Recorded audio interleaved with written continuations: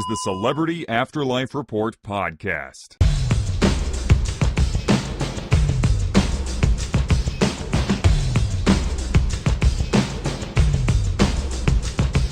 Hey there, I see you with those headphones on.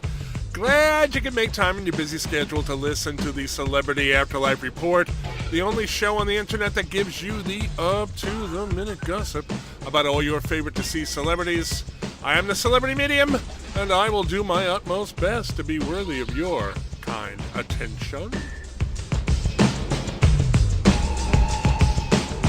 We have been following the course Adolf Hitler's existence in the next world has taken over the past several months, from being discovered living in the woods as he contemplated his past transgressions, to becoming best friends with Dr. Martin Luther King Jr.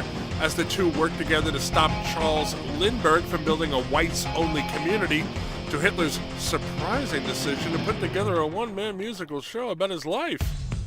Although many, including his BFF Martin, have tried to talk the former Fuhrer out of it, he is going through with his plans to perform in My Struggle, A Life in Song, as he is planning on calling his show.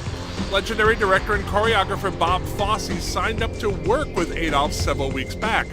A spy who works in the theater the show is scheduled to premiere in tells me that Fosse is making Hitler put in 8 to 10 hours of intensive rehearsal 6 days a week to improve his singing and stage presence.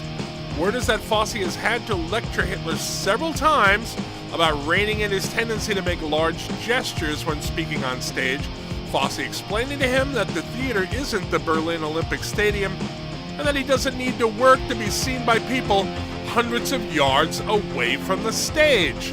Adolf, I'm told, is slowly getting the concept of working to a smaller crowd. My source tells me that Fosse is having special laser projectors installed above the stage, although no one in the show's crew seems to know what purpose they are supposed to serve. There will be more on this story in upcoming weeks, you can bet.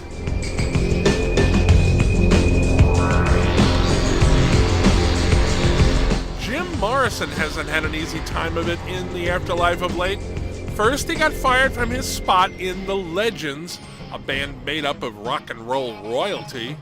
Then he founded The Real Legends, featuring lookalikes of his former bandmates, a move which was not welcomed by audiences and critics, to say the least. From there, Morrison decided to try his hand at acting, joining the cast of the theatrical company owned and operated by Vince McMahon Sr. and William Shakespeare. That gig didn't last long, as Jim couldn't curb his diva-ish ways. He got into a backstage fight with Rowdy Roddy Piper when Morrison told the former wrestler not to look at him. That was several weeks ago, and we haven't heard anything from the Doors singer since then. Now he has resurfaced in an even more unlikely place. Yikes. One of my next world sources tells me that Morrison has turned up as a cast member on a children's TV show hosted by Bob Keeshan, who played Captain Kangaroo on Earthly Plain Television.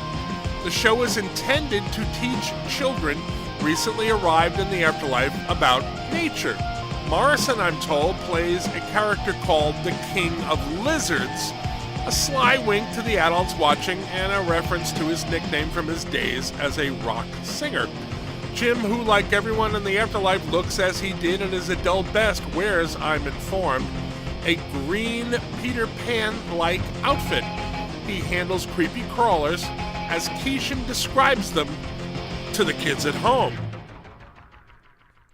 My source says that her impression is that Morrison is trying to put a game face on, although he is actually very uncomfortable with the role he's playing. Now, I can't express an opinion on that, of course, but I have to tell you, I would love to see this show so I can judge for myself.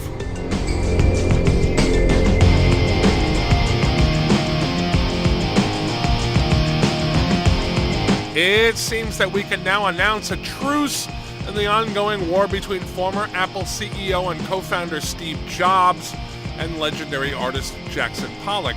For months now, the two stubborn men have been fighting over a huge huge mural of a female nude that Pollock painted for exhibition in Jobs' environment site, where next worlders go to experience a rainy day.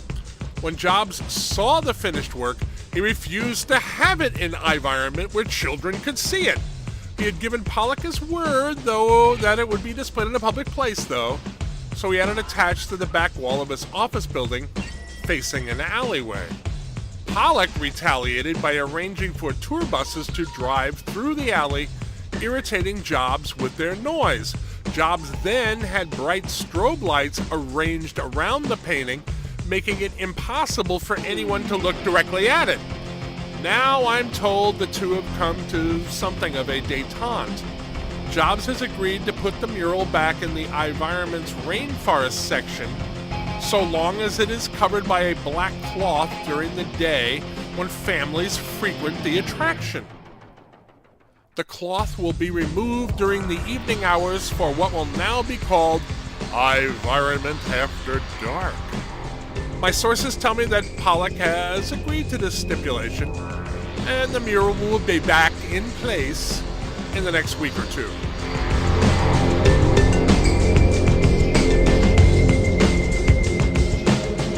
Former Nirvana member Kurt Cobain and his pneumatic Afterlife wife, Anna Nicole Smith, are continuing to host their strange late-night cable TV program.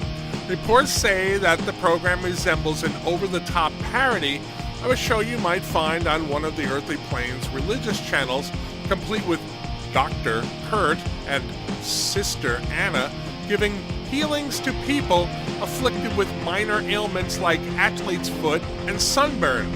According to what I've been told, the couple are playing it completely straight, giving no sign that the show is a put-on, despite the absurdity of their outfits and hairdos. A detail I wasn't aware of until the other day is that the show is shot to make it look like it's on VHS tape, complete with glitches and static. Apparently the show is starting to attract a cult following, with many in the next world staying up late to see what Kurt and Anna are up to. I just can't help wondering how all of this will eventually play out.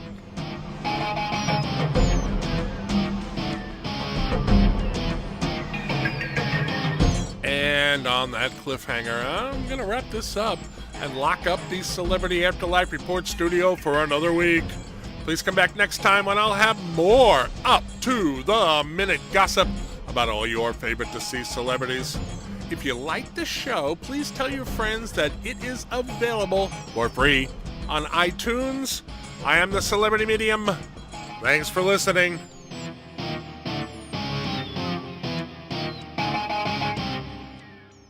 You've been listening to the Celebrity Afterlife Report podcast. To ask a question about your favorite deceased celebrity, call 818-3-MY-DREAM. 818-3-MY-DREAM. 818-369-3732.